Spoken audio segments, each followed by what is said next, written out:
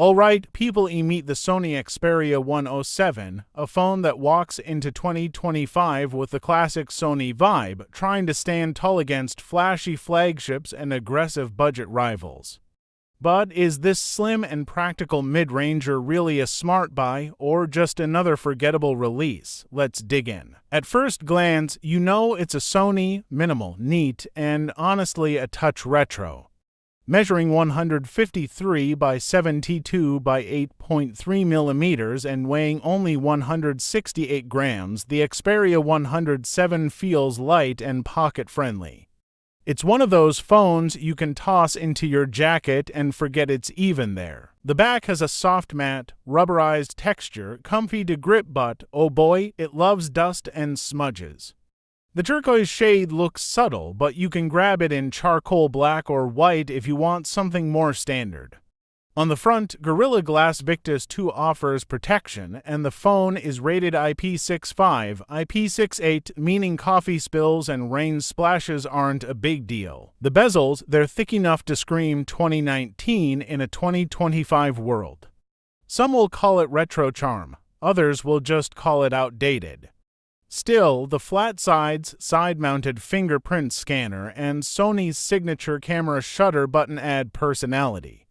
Oh, and yes, the legendary 3.5mm headphone jack is alive and well. Sony ditched the tall 21:9 ratio and went with a more standard 19.5:9 layout on a 6.1-inch OLED. Honestly, it feels more practical.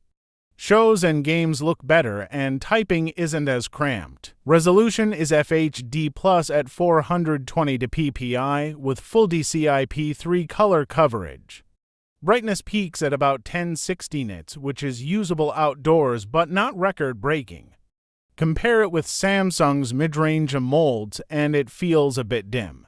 Finally, the refresh rate, 120 Hz, smooth scrolling is a joy, though Sony's software management is clumsy. It forces 120 Hz where it shouldn't, and weirdly limits some games to 60 Hz unless you tweak developer settings. Inside, you're looking at the Snapdragon 6 Gen 3, paired with 8GB RAM and 128GB storage, plus a microSD slot for expansion. Day-to-day tasks, smooth browsing, social media, YouTube, and even some lighter games run perfectly fine. It won't top benchmark charts, especially compared to something like the Poco F7, which flexes stronger GPU performance at a similar price. But stability is where Sony wins. Thermal management is excellent.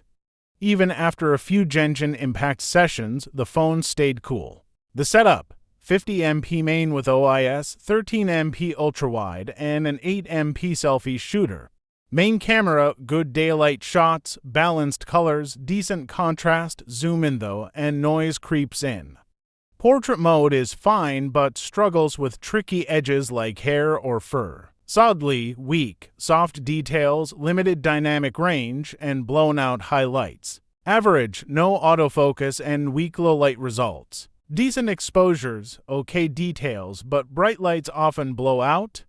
It auto-triggers, but oddly, there's no manual toggle. The main cam does 4000 at 30 FPS with reliable stabilization. The ultrawide's 1080p footage, however, looks muddy. The cameras are serviceable for casual shots, but don't expect them to compete with Vivo or Samsung mid-rangers in this range. Sony sticks with its signature 5000 mAh pack. It easily lasts a full day, even with mixed heavy use. Switch the display down to 60 Hz and you squeeze out even more endurance. Though, is where it drags. 3OWPD charging takes nearly 2 hours to fill up, far slower than Poco's 9OW or Honor's 66W systems. Sony does include clever battery care features like charging caps and scheduled charging to protect battery health long-term, which is nice. Running on Android 15 with Sony's clean, stock-like UI, this phone feels refreshingly uncluttered.